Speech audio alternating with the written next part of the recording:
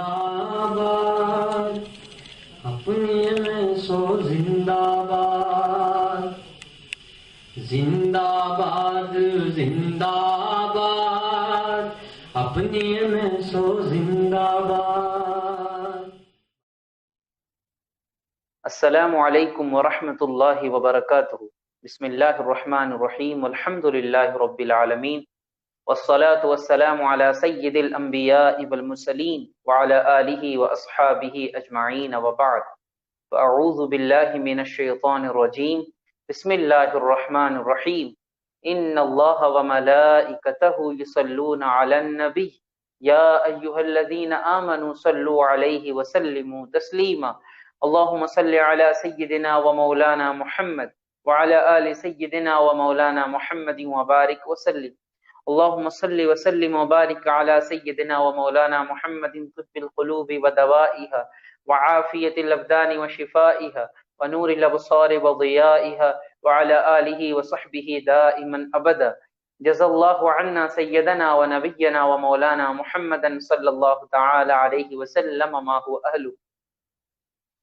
بزم ثانی کے پیج سے اس پروگرام کو سماعت کرنے والے، دیکھنے والے تمام سامعین و ناظرین کو آج کے اس بہترین اور پیارے سے پروگرام میں، بہت ہی امپورٹنٹ اور اہمیت والے پروگرام میں، جس کا عنوان حسینیہ زندہ باد ہے، آپ سب کو خیر مقدم، خوش آمدید، ویلکم کہتے ہیں۔ انشاءاللہ بہت جلد ہمارے مہمان ہمارے ساتھ جڑیں گے اور ایک انفارمیٹو ڈسکشن ہوگا، اور اس ہمارے عنوان کے تحت کچھ گفتگو کرنے کی انشاءاللہ کوشش کی جائے گی۔ آئیے اپنی روایت کے مطابق آج کے اس پروگرام کا بھی آغاز قرآن پاک کی تلاوت سے کرتے ہیں، اس کے بعد انشاءاللہ 2-3 شعر کلام پیش کیے جائیں گے، اور اس کے بعد ڈسکشن انشاءاللہ شروع کیا جائے گا۔ اعوذ باللہ من الشیطان الرجیم، بسم اللہ الرحمن الرحیم،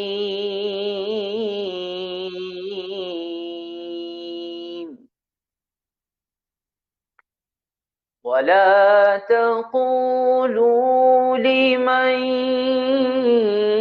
يُقْتَلُ فِي سَبِيلِ اللَّهِ أَمْوَاتٌ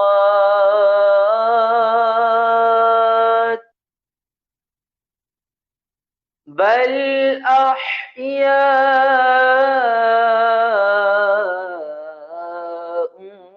وَلَكِن لَّا تَشْعُرُونَ۔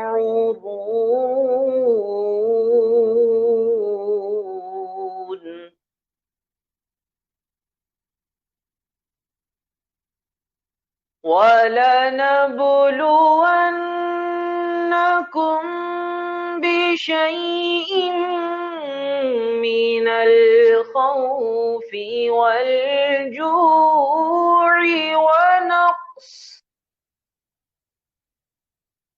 ونقص من الأموال والأنفس والثمرات،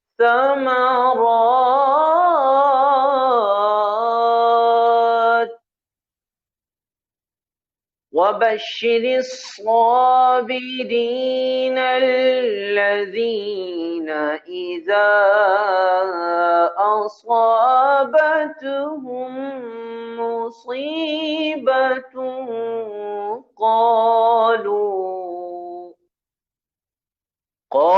قالوا إنا لله وإنا إليه راجعون۔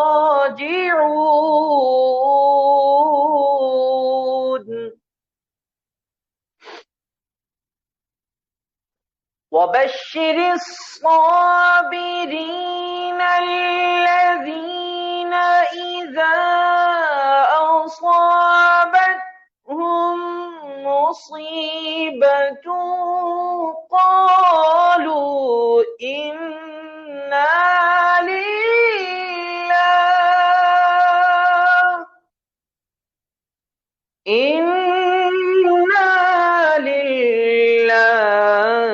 وإنا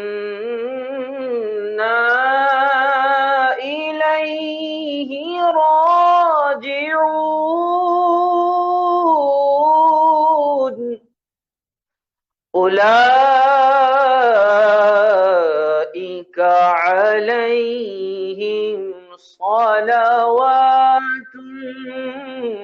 من ربهم ورحمة وأولئك هم المهتدون.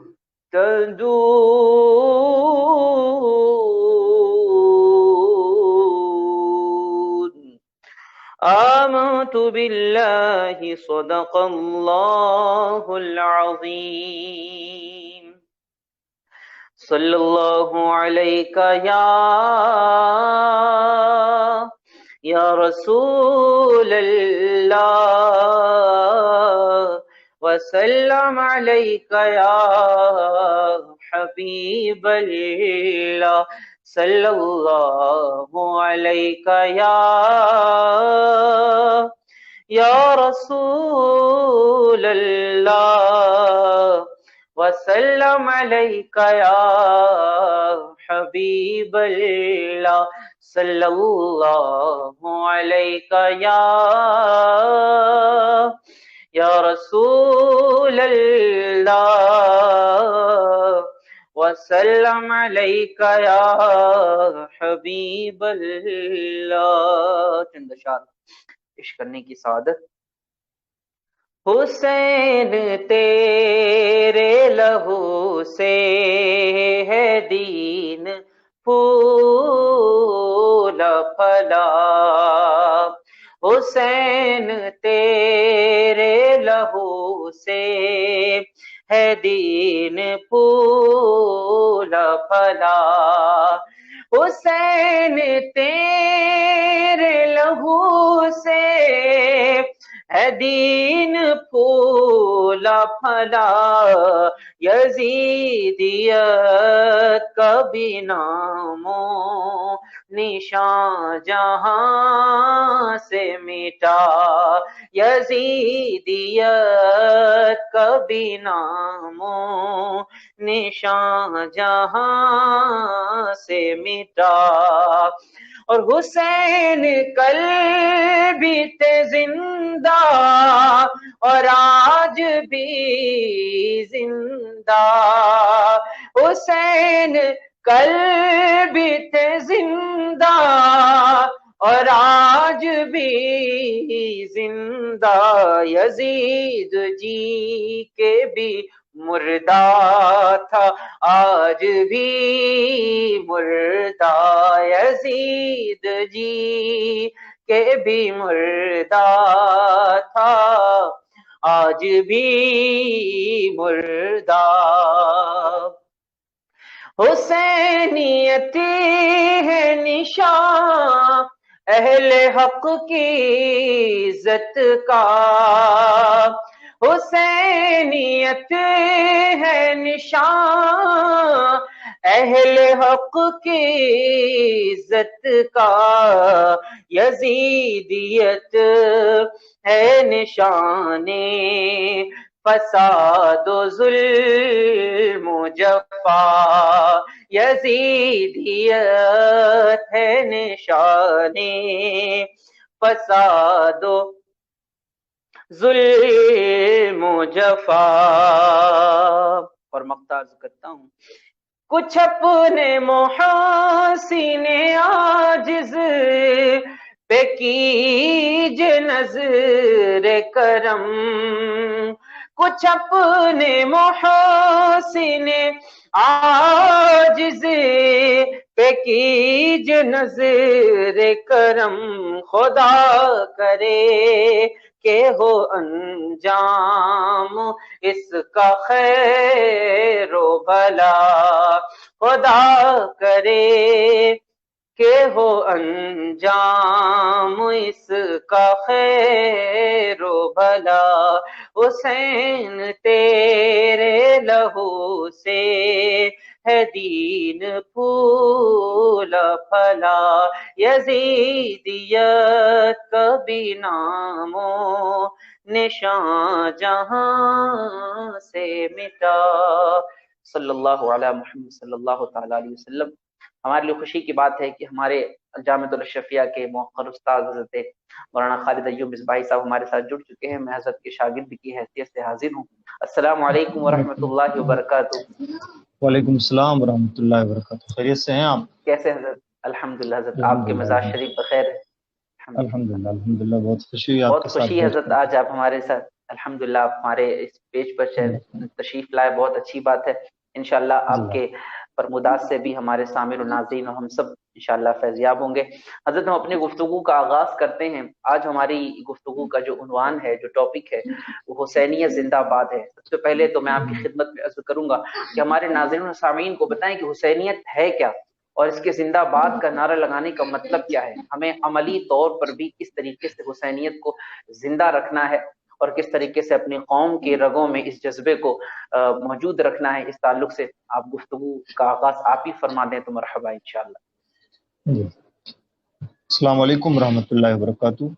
نحمده ونصلي ونسلم علی رسول الکریم. اما بعد، اعوذ باللہ من الشیطان الرجیم. بسم اللہ الرحمن الرحیم. ان اللہ وملائکتہ یصلون علی النبی یا ایھا الذین آمنوا صلوا علیہ وسلموا تسلیما. اللهم صل على سيدنا مولانا محمد عدد ما في الله صلاة دائمة بدوام الملك الحي القيوم صلی اللہ تعالی علیہ وسلم. حسینیت اور یزیدیت یہ دراصل حق اور باطل کا استعارہ ہے، اور حسین ایک شخصیت ہے اور یزید بھی ایک شخصیت، ایک شخص تھا. فرق دونوں میں یہ ہے کہ حسین رضی اللہ تعالیٰ عنہ کو ہمیشہ حق کا علمبردار مانا جاتا رہا ہے اور انشاءاللہ آئندہ بھی مانا جاتا رہے گا. اور یزید بھی ایک شخص تھا اور اس کا بھی اپنا ایک مشن تھا.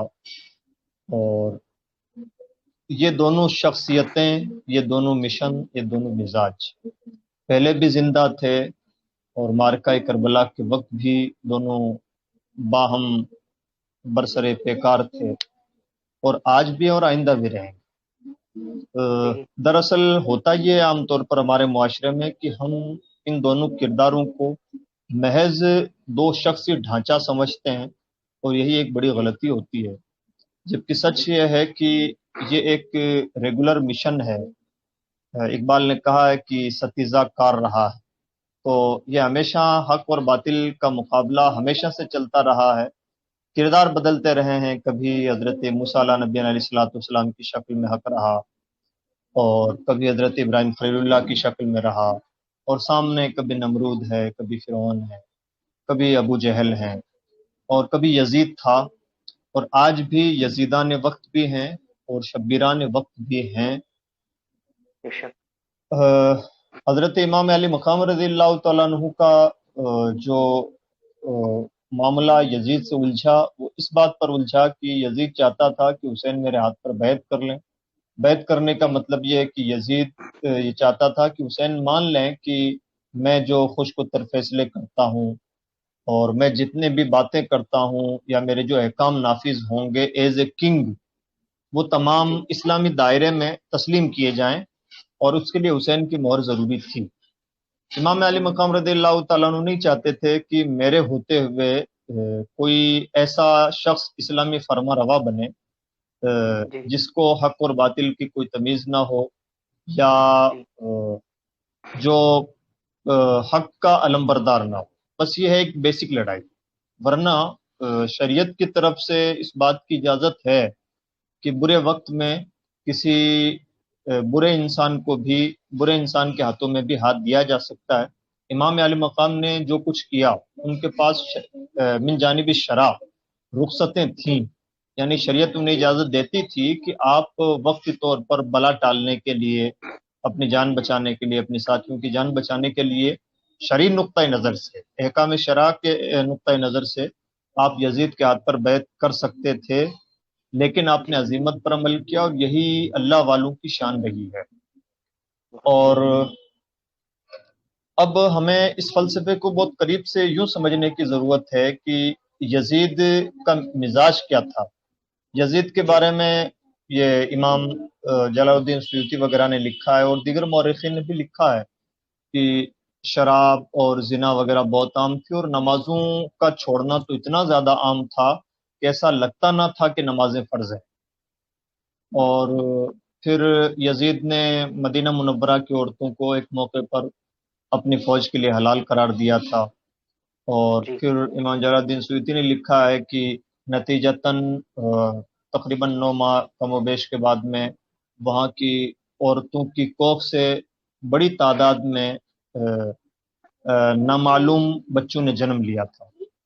تو یہ ایک نازک سچویشن تھی جو یزید کے کارناموں کی شکل میں ہمارے درمیان میں موجود رہی. اب یہاں قرینے سے سمجھنے کی بات یہ ہے کہ یزید جو ایک استعارہ ہے اس کا مطلب ہے باطل، گناہ، حرام کاریاں یا خلاف شرع احکامات یا ظلم و جبر. اور حق جو استعارہ ہے جس کی تعبیر حضرت امام علی مقام رضی اللہ تعالیٰ عنہ کی شکل میں تھی، ان کا کام ہے اسی باطل سے معرکہ آرائی اور باطل کے خلاف جنگ مول لینا اور باطل کو باطل کہنا، آڑے وقت میں بھی، نازک ترین وقت میں بھی باطل سے سمجھوتا نہ کرنا.